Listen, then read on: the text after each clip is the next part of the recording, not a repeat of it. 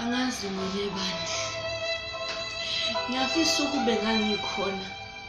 Ngiyafisa ukube nganikeza ithuba lokuthi nami ngizibonakalise amandla ami ukuthi angakanani. Ngiyazi ukuthi uNkulunkulu akanikezanga izandla ukuthi ngizibambe ngizigone.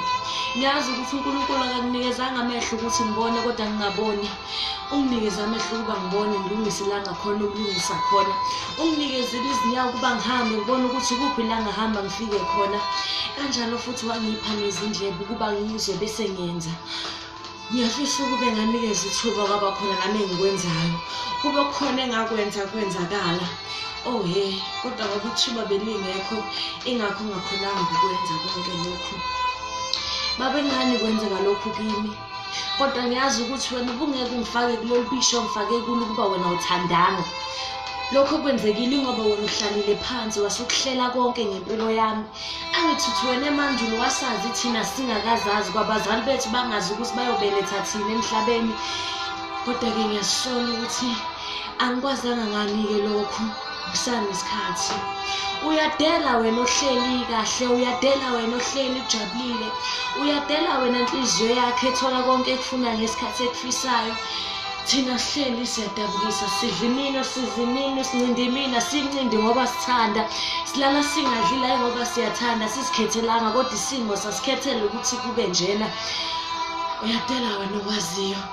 Ngiyafisa ukube leli thuba ngilitholile kusanesikhathi. Namanje isikhathi sikhona kodwa sekuningi okumoshakela ngathi ngizokuqala ngikubhekephi.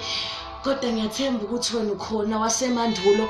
Ngiyamthemba ukuthi yena ukhona ohlele kusithekeni, owazi konke ukukhala kwethu nokujuluka kwethu, okwazi zonke inkinga zethu nokukhangela kwethu ukuthi kungakanani. Ngiyafisa ukwazi ukuthi kube bengikhona lokhu ushintshe bengizolenza. Sibaningi sihlela sinabo baba bakhona bayaphila abafana. Kodwa sazi sithoselana isono besingekho ekuxabaneni kwethu nabazali bethu. Kodwa sisithola sesibamba amajoka esishisayo, sithola amajoka esingawazi ukuthi amayelana nani. Ngiyafisa ukunikeza isikhathi ukuba nami ngenze ushintsho engalwenza.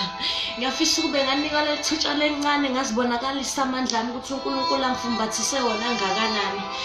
Yebo zincane izandla zami, incane imicabango yami, mancane amehlo ami ngendlela abonakala ngayo, kodwa kusemqondweni kuningi kujuleke kuphokephilele ekusaseni lami elihle. Ngiyafisa ukuba nami nginike leli thuba ngizibonakalise ukuthi uthando lwami